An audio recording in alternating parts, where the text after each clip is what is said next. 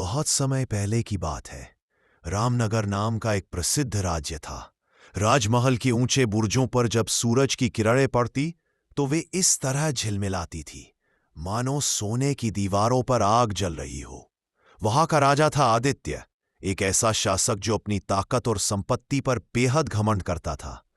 उसके पास सब कुछ था, सोने के महल, सैकड़ों दास दासियां और अनगिनत रूपवती स्त्रियां, लेकिन फिर भी उसका मन कभी नहीं भर पाता। राजा को न केवल राज करना पसंद था, बल्कि हर सुंदर स्त्री पर अधिकार जमाना उसकी आदत बन चुकी थी। वह मानता था कि उसके राज्य की हर चीज, यहां तक कि किसी की पत्नी भी उसकी संपत्ति है। महल में रात दिन मदिरा की महक और संगीत की धुनें गूंजती रहती। दरबारी कवि और नर्तक राजा की प्रशंसा करते और राजा उनके शब्दों में खोकर अपनी हवस को प्रेम का नाम देता। पर उसी राज्य के एक छोटे से गांव में एक साधारण इंसान रहता था, लोहार गोपाल। गोपाल मेहनती, ईमानदार और सीधे स्वभाव का था। उसकी भट्टी हमेशा जलती रहती और उसका हथौड़ा लोहे पर बजता रहता था। वह गरीब था, पर उसके चेहरे पर संतोष की चमक थी। उसकी पत्नी का नाम मीरा था, जो अपने नाम की ही तरह दयावान, सुंदर और सबसे बढ़कर बेहद चतुर और समझदार थी। गांव में हर कोई कहता, गोपाल भले गरीब हो, पर उसकी पत्नी के जैसा भाग्य किसी के पास नहीं। मीरा अपने पति से बहुत प्रेम करती थी, लेकिन उसका दिल हमेशा राजा आदित्य की हवस के डर से कांपता रहता था। एक दिन राजा अपने शिकार के सफर पर निकला। जंगल से होते हुए उसका काफिला उस गांव के पास आ निकला जहां गोपाल और मीरा रहते थे। राजा को प्यास लगी तो उसने पास के कुएं पर रुककर पानी पिया। संयोग से वहीं मीरा भी पानी भरने आई हुई थी।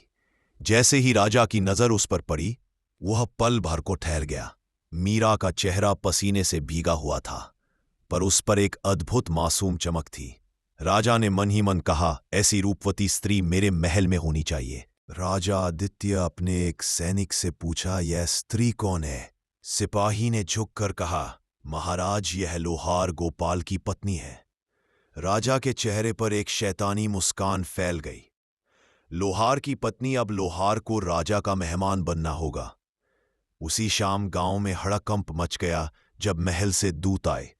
उन्होंने घोषणा की, राजा आदित्य ने आदेश दिया है कि लोहार गोपाल कल दरबार में उपस्थित हो, उसे विशेष इनाम दिया जाएगा। यह सुनकर गोपाल घबरा गया, क्योंकि उसने कभी महल का मुंह तक नहीं देखा था। मीरा ने पति की आंखों में डर देखा और उसे सांत्वना देते हुए मुस्कुराकर कहा, डरो मत गोपाल, राजा का बुलावा शायद तुम्हारे परिश्रम का फल हो। लेकिन अंदर ही अंदर वह जानती थी कि यह बुलावा किसी बुरे इरादे का संकेत है। वह रात भर सोचती रही। राजा की आंखों में जो चमक थी, वह सिर्फ प्यास की नहीं थी, वह हवस की आग थी। अगले दिन गोपाल दरबार पहुंचा। राजा अपने भव्य सिंहासन पर बैठा था और उसके बगल में मंत्री और सैनिक खड़े थे।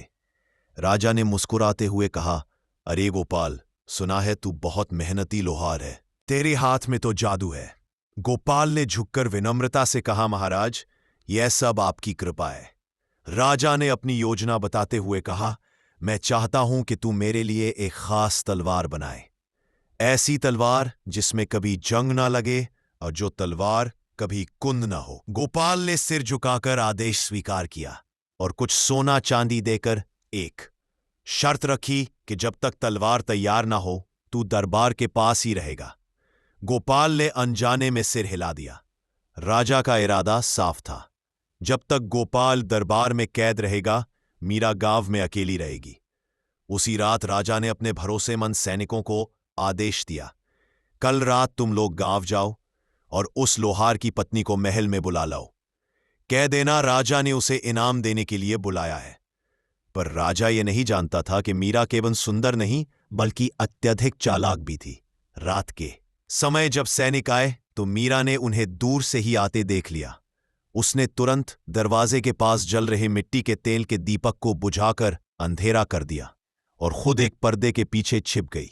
सैनिकों ने दरवाजा खटखटाया और कहा, राजा का आदेश है, हमारे साथ चलो। मीरा ने अंदर से अपनी आवाज बदलकर पूछा, राजा ने क्या कहा? किस इनाम की बात कर रहे हो? एक सैनिक ने उत्तर दिया। राजा ने कहा है कि तेरे पति के काम से खुश होकर वो तुझे महल में बुला रहे हैं। मीरा ने धीरे से कहा, ठीक है, मैं आती हूं, पर मेरी एक शर्त है। सैनिकों ने हैरान होकर पूछा, कौन सी शर्त?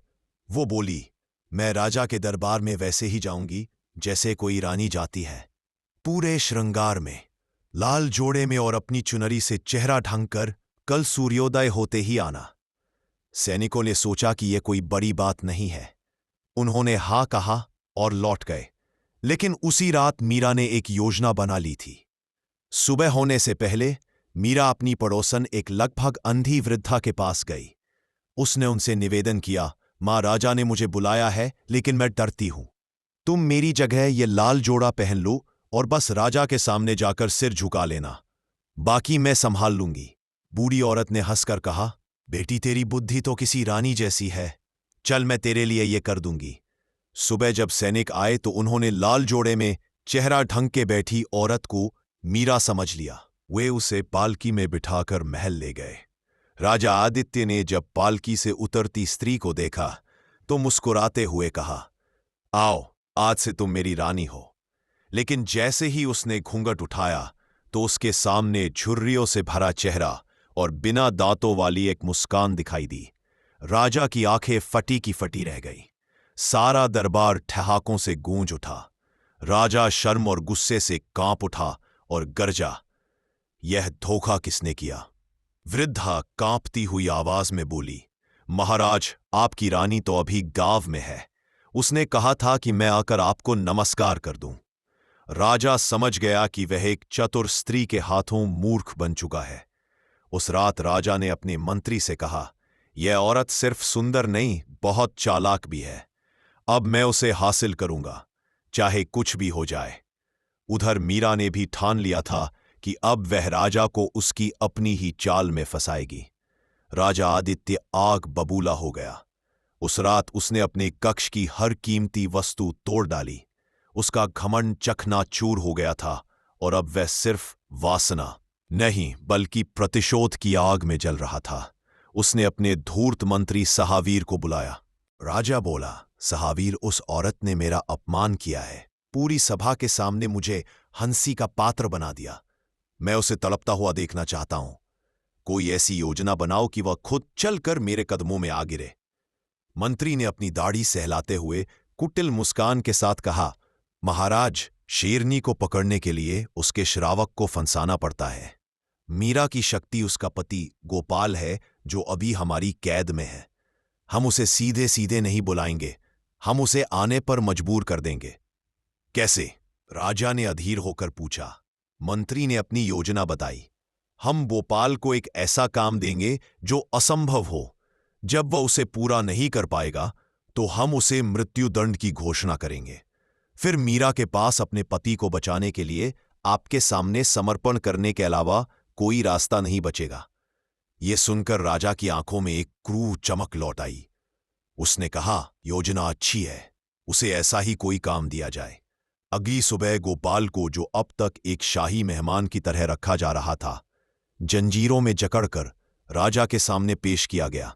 राजा ने एक पत्थर की शिला की ओर इशारा करते हुए कहा, लुहार, तेरी कारीगरी की बहुत प्रशंसा सुनी है। अब हम तेरी असली परीक्षा लेंगे। तुझे इस पत्थर की शिला से एक पतली लचीली रस्सी बनानी है, ऐसी रस्सी जिसे गांठ भी लगाई जा सके। इसके लिए हम तुझे 8 दिन का समय देते हैं। अगर तू सफल रहा तो तुझे मुंह मांगा इनाम मिलेगा, और अगर नहीं तो तेरा सिर धड़ से अलग कर दिया जाएगा। यह सुनकर गोपाल के पैरों तले जमीन खिसक गई। पत्थर से रस्सी बनाना यह तो असंभव था। उसने गिड़गिड़ाकर कहा, महाराज, यह अन्याय है। पत्थर से रस्सी कोई कैसे बना सकता है? राजा दहाड़ा, राजा का आदेश अंतिम होता है। ले जाओ इसे। सैनिक गोपाल को घसीटते हुए एक अंधेरी कोठरी में ले गए और उस पत्थर की शिला को भी वहीं पटक दिया। गोपाल को समझ आ गया कि यह तलवार बनाने का बहाना नहीं, बल्कि उसे और मीरा को फंसाने का एक भयानक जाल था। उसी दिन राजा का एक दूत मीरा के पास यह संदेश लेकर पहुंचा, तुम्हारे पति को एक विशेष कार्य दिया गया है। यदि वह 8 दिनों में पत्थर की रस्सी नहीं बना सका तो उसे मौत की सजा दी जाएगी। हाँ, अगर तुम राजा की सेवा में महल आने के लिए तैयार हो तो तुम्हारे पति की जान बख्शी जा सकती है। दूत के शब्द मीरा के कानों में पिघले हुए शीशे की तरह उतर गए। उसे पता था कि राजा अब किसी भी हद तक जा सकता है।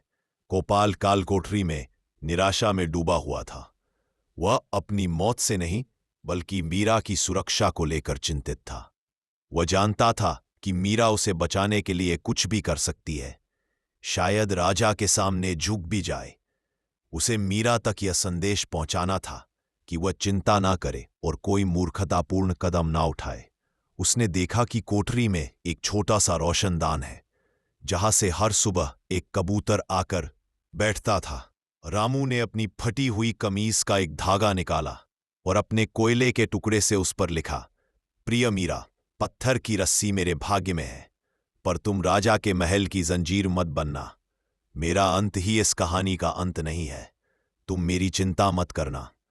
उस धागे से कबूतर के पैर में सावधानी से बांध दिया।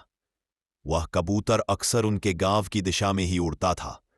यह एक जुआ था, लेकिन यही उसकी एकमात्र उम्मीद थी। 3 दिन तक मीरा बेचैनी में सोचती रही कि क्या करे। उसे अपनी बुद्धि और राजा की क्रूरता के बीच एक रास्ता निकालना था। चौथे दिन सुबह जब वह अपने आंगन में बैठी थी तो वही कबूतर उसके पास आकर बैठ गया। मीरा की नजर उसके पैर में बंधे धागे पर पड़ी। उसने कांपते हाथों से उसे खोला और गोपाल का संदेश पढ़ा।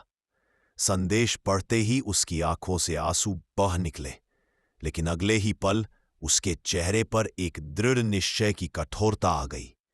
अब उसे केवल अपने पति को नहीं बल्कि राजा के अहंकार को भी तोड़ना था। अब यह लड़ाई न्याय और अन्याय की थी। उसने मन ही मन कहा, राजा आदित्य, तुमने पत्थर की रस्सी मांगी है, मैं तुम्हें ऐसी रस्सी दूंगी जिसे तुम जीवन भर नहीं भूल पाओगे। मीरा उठी और सीधे गांव के मुखिया और अन्य सम्मानित बुजुर्गों के घर की ओर चल पड़ी। उसके दिमाग में एक ऐसी योजना जन्म ले रही थी जो या तो उसे और गोपाल को बचा सकती थी या पूरे गांव को राजा के क्रोध का भागी बना सकती थी। मीरा जब गांव के मुखिया और 5 सबसे सम्मानित बुजुर्गों की चौपाल पर पहुंची तो उसके चेहरे पर डर नहीं बल्कि एक शांत आत्मविश्वास था। बुजुर्गों ने जब राजा के दूत की बात सुनी तो वे सहम गए। मुखिया ने चिंता से कहा, बेटी, यह तो अनर्थ है। राजा से बैर लेकर हम सब मारे जाएंगे। वह पूरे गांव को उजाड़ देगा।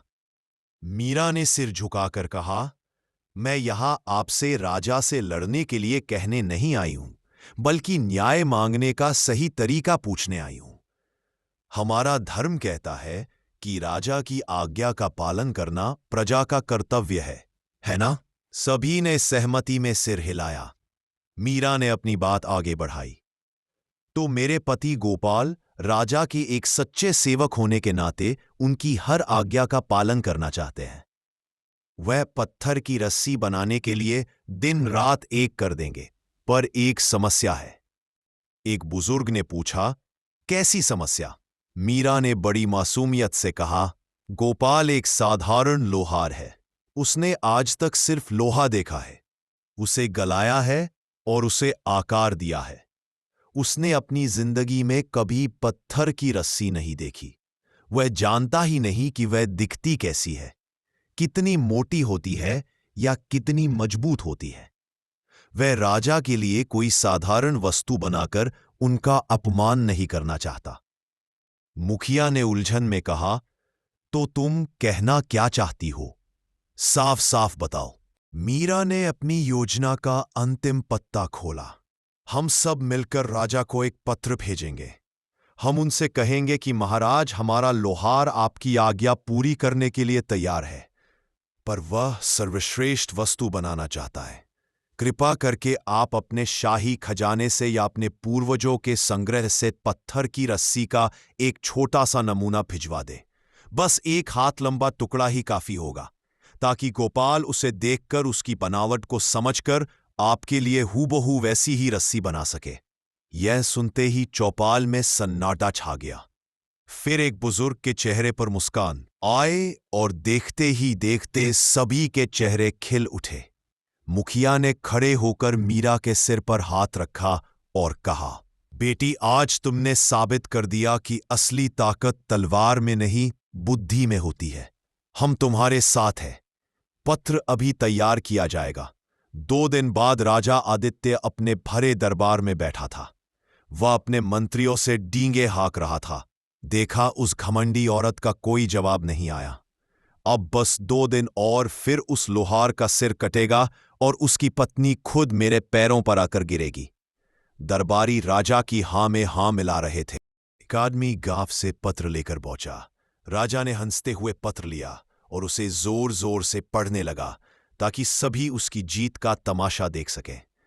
आदरणीय महाराज, आदित्य रामनगर की प्रजा आपके चरणों में प्रणाम करती है।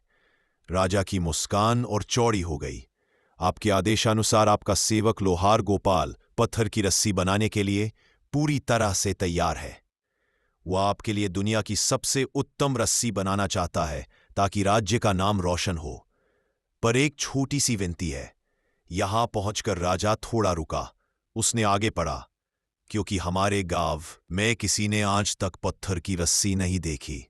इसीलिए हम आपसे विनम्र निवेदन करते हैं कि आप अपनी शाही कक्ष से उस रस्सी का एक पुराना नमूना भेज दें। आपका सेवक उसे देखकर आपकी इच्छा के अनुसार ही नई रस्सी बना देगा। हमें विश्वास है कि आपके महान राज्य में ऐसी असाधारण वस्तु का नमूना अवश्य होगा। जैसे ही राजा ने पत्र खत्म किया, पूरे दरबार में एक अजीब सी खामोशी छा गई। जो दरबारी कुछ पल पहले हंस रहे थे, वे अब एक दूसरे का चेहरा देख रहे थे और अपनी हंसी दबाने की कोशिश कर रहे थे। हर कोई समझ गया था कि यह कोई विनती नहीं, बल्कि एक तीखा तंज था। एक साधारण गांव की औरत ने राजा को उसी के बुने जाल में फंसा दिया था। अगर राजा कहता है कि उसके पास नमूना नहीं है, तो वह खुद मान लेता कि उसने एक असंभव और मूर्खतापूर्ण आदेश दिया था। और अगर वह नमूना नहीं दे सकता, तो वह गोपाल को सजा किस आधार पर देगा? राजा का चेहरा गुस्से और अपमान से लाल हो गया। उसने पत्र के टुकड़े टुकड़े कर दिए। वह कुछ बोल नहीं पाया। उसने कांपती हुई आवाज में बस इतना कहा, दरबार बर्खास्त किया जाता है। राजा सिंहासन से उठा और तेजी से अपने कक्ष की ओर चला गया। उसके पीछे पीछे धूर्त मंत्री भी भागा। मीरा ने यह बाजी भी जीत ली थी, लेकिन वह जानती थी कि एक घायल सांप और भी ज्यादा खतरनाक होता है। अब राजा कोई सीधी चाल नहीं, बल्कि और भी भयानक षड्यंत्र रचेगा। अपने कक्ष में राजा आदित्य किसी घायल शेर की तरह चक्कर काट रहा था। उसका चेहरा तमतमाया हुआ था और आंखें क्रोध से लाल थी। मंत्री हाथ बांधे सिर झुकाए खड़ा था। राजा दहाड़ा, उस औरत ने 2 बार भरे दरबार में मेरा अपमान किया। पहले एक ऊढ़िया को भेजकर, और अब ये पत्र पूरी प्रजा मुझ पर हंस रही होगी। सहावीर, अगर तुम्हारे पास अब कोई अचूक योजना नहीं है, तो मैं गोपाल के साथ तुम्हारा भी सिर कलम कर दूंगा। सहावीर की आंखों में धूर्तता की चमक तैर गई। उसने कहा, महाराज, शांत हो जाइए। हमने उसे बुद्धि से हराने की कोशिश की, लेकिन वह उस खेल की माहिर है। अब हम उस पर वहां से वार करेंगे जहां वह सबसे ज्यादा कमजोर है। कहा, राजा ने पूछा। मंत्री ने फुसफुसाते हुए कहा, उसके चरित्र पर, उसकी पवित्रता के अभिमान पर। हम उसे गांव वालों की नजरों में ही गिरा देंगे। जब गांव वाले ही उस पर थूकेंगे, तो वह अकेली पड़ जाएगी और टूटकर आपके कदमों में होगी। योजना सुनकर राजा की आंखों में चमक आ गई। ये विचार उसे बेहद पसंद आया। मंत्री ने बताया, महाराज, आपकी सेना में सबसे रूपवान सैनिक कौन है? राजा ने सोचा और कहा, धीरज है। उसकी बातों में शहद और आंखों में जादू है। बस, मंत्री ने कहा, हम धीरज को गांव भेजेंगे। वह मीरा से मिलेगा, दोस्ती का नाटक करेगा। वह उसे अपनी बातों के जाल में फंसाने की कोशिश करेगा। चाहे वह सफल हो या ना हो, कोई फर्क नहीं पड़ता। 2 दिन बाद धीरज लौटकर पूरे दरबार में यह कहानी फैला देगा कि मीरा का चरित्र ठीक नहीं है और उसने पति की अनुपस्थिति में उसे अपने घर पर आमंत्रित किया। राजा की क्रूर हंसी पूरे कक्ष में गूंज उठी। वाह मंत्री, यह योजना है। जब उस पर चरित्रहीन होने का दाग लगेगा तो कोई उसकी बुद्धिमानी की प्रशंसा नहीं करेगा। फिर हम न्याय का ढोंग करेंगे। अगले दिन सैनिक धीरज एक साधारण नागरिक के भेष में मीरा के गांव पहुंचा। उसने मीरा को उसके घर के बाहर काम करते देखा और उसके पास जाकर बड़ी विनम्रता से कहा, देवी, मैं महल का एक कर्मचारी हूं। मैं राजा के अन्यायपूर्ण व्यवहार से बहुत दुखी हूं। मैं और कुछ अन्य दरबारी आपकी बुद्धिमानी के कायल हैं और चुपके से आपकी मदद करना चाहते हैं। मीरा ने उसे सिर से पांव तक देखा। उसकी आंखें धीरज के चिकने चुपड़े चेहरे के पीछे का सच पढ़ रही थी। उसने बिना कोई भाव दिखाए रूखे स्वर में कहा, मुझे किसी की मदद की आवश्यकता नहीं है। मेरा विश्वास मेरे पति के साथ है। आप अपना काम करें। धीरज ने फिर कोशिश की, लेकिन देवी, राजा बहुत क्रूर है। वो आपके पति को नहीं छोड़ेगा। आपको एक मित्र की आवश्यकता है। मीरा ने अपनी झोपड़ी का दरवाजा बंद करते हुए शांति से कहा, जो बिना बुलाए मित्रता का हाथ बढ़ाए वो या तो देवता होता है या धोखेबाज, और इस राज्य में देवता बस मंदिरों में रहते हैं। कृपया यहां से चले जाइए। धीरज का चेहरा उतर गया। उसे अपनी पूरी जिंदगी में किसी स्त्री ने इस तरह अपमानित नहीं किया था। वो अपमान की आग में जलता हुआ महल लौट गया। उसने राजा और मंत्री के सामने जाकर झूठी कहानी गढ़ी। महाराज, मैं क्या बताऊं, वो स्त्री तो मेरे रूप पर मोहित हो गई। उसने मुझे रात में अपने घर आने का निमंत्रण दिया। उसने कहा कि उसका पति तो वैसे भी मरने वाला है, क्यों ना हम दोनों एक नया जीवन शुरू करें। मैं तो बड़ी मुश्किल से अपनी इज्जत बचाकर वहां से भागा हूं। यह सुनते ही राजा ने विजय का अट्टहास किया। उसे जो चाहिए था वो मिल गया था। अगले दिन पूरे राज्य में ढिंढोरा पिटवा दिया गया। सुनो सुनो सुनो, लोहार गोपाल की पत्नी मीरा पर अपने पति को धोखा दे रही है। उस पर गैर पुरुष को घर बुलाने का गंभीर आरोप लगाए, क्योंकि यह एक घोर पाप है। राजा आदित्य ने यह निर्णय लिया है कि मीरा को अपनी पवित्रता साबित करने का एक अवसर दिया जाएगा। आज से 7वें दिन सूर्योदय के समय राजधानी के मुख्य चौराहे पर मीरा को अग्नि परीक्षा देनी होगी। उसे जलते हुए कोयलों पर चलकर अपनी सच्चाई साबित करनी होगी।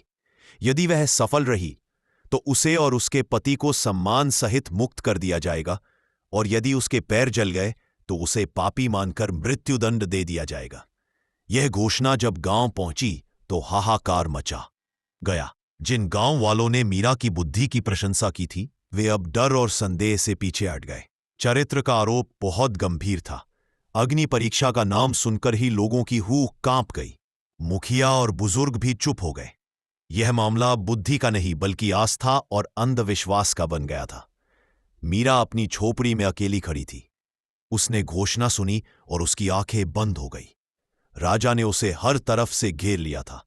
बाहर जलते कोयलों का रास्ता था और भीतर समाज के संदेह और अविश्वास की आग। उधर काल कोठरी में बंद रामू तक भी यह खबर पहुंची। यह सुनकर वह रोने लगा। वह लोहे के दरवाजे पर अपना सिर पटकने लगा। उसकी पत्नी, जिसके चरित्र की वह कस्में खा सकता था, उस पर ऐसा लांछन, और उसे बचाने के लिए वह कुछ नहीं कर सकता था। मीरा के पास अब 7 दिन थे। वह जलते कोयलों पर चलेगी या राजा के अहंकार को जलाने के लिए एक नई और भी भयानक योजना बनाएगी।